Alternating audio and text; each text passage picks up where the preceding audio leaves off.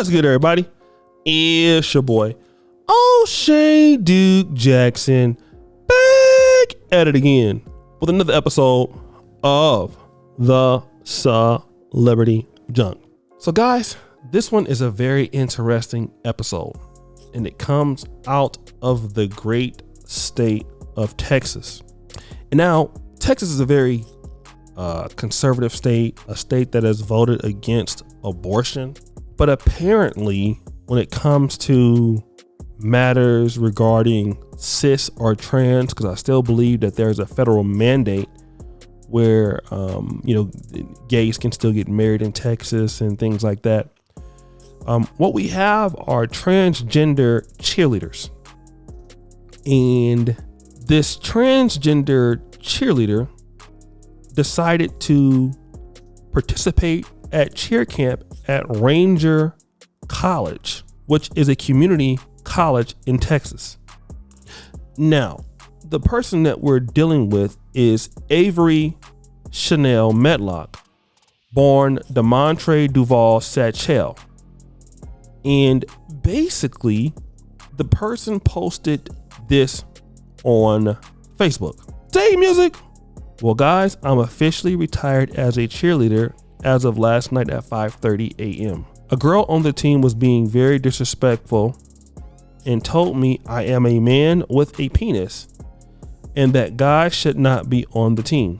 I stood up for myself and she called her mom and dad because she was scared because I stood up for myself. Her father said she still has testosterone and a penis and I will kill anyone who comes after my daughter. Avery said that she received an assault charge despite not having done anything wrong and continues to accuse the team members of being racist. Now, what was also said is that the person actually strangled the daughter after receiving that threat, okay?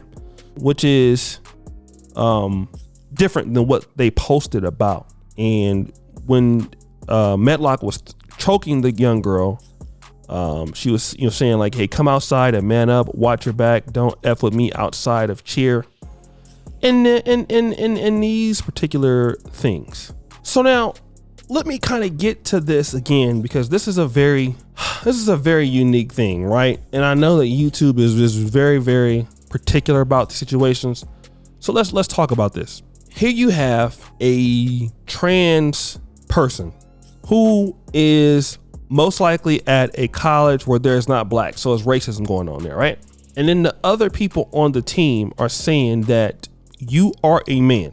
Now, let me deal with this. Just because some woman is saying you are a man, and if this is true, you don't put your hands on people because they call you out of your name. If this is true, because obviously you got kicked out or off the team for a reason. So you put your hand on this alleged young lady, okay? Because if you wouldn't have done anything, they couldn't kick you off of cheer camp because it would be a big ass lawsuit because now you're discriminating against the LGBT community. But what I believe happened is that this particular person had some physical altercation with the young lady. But then on the other side, if you're on a cheer team and all of you are what is considered cis women, how do you feel about the person that's trans on the team? You feel like most likely people are going to look at the cheer team as something to be not taken seriously. Some of the girls, obviously, is how they feel. Okay. Now, here's what's happening in America with these situations. It's putting both the trans person in a really unique situation as well as the cis person. Because let me tell you this, all right? Women are typically okay with having friends who are gay, just like we have some people who are okay having friends who are black or non-black. There's no problem with that. The question is, do you want them living next to you? And we're going to talk about this because people think that racism in America is not so anymore. And that's the biggest crack of shit that I want to tell you guys. I always tell you, brothers, always work together as a community, because you're the only people that gonna have your back. Sure, you have nice white people and everything. I do not discount that. I will not ever say that you can't find good black people or good white people. Sure you can. Here's the situation. If you feel that racism is not a problem, you're a fool. If you feel that racism is not going to be a problem, you're a fool. And just because you are black or you are Hispanic or you are white and, you know, people will speak to you, that don't mean that they want you living next to them. Let a bunch of you guys move to a predominantly white suburb. Listen to what I'm saying. A predominantly white suburb. I don't care if you're engineers. I don't care if you are whatever it is. Folks don't have a problem with that in 2022. But the issue is that you have this particular person that clearly the young ladies feel is not even a trans person. Like, you're a man. Now the father is getting into it with that person. So now, at what point, because now you're saying that, you know, you take this person that is a trans woman, this person, even in a fight, has an extreme advantage in strength on this other lady. And now you can't even say, well, that woman is attacking the other woman.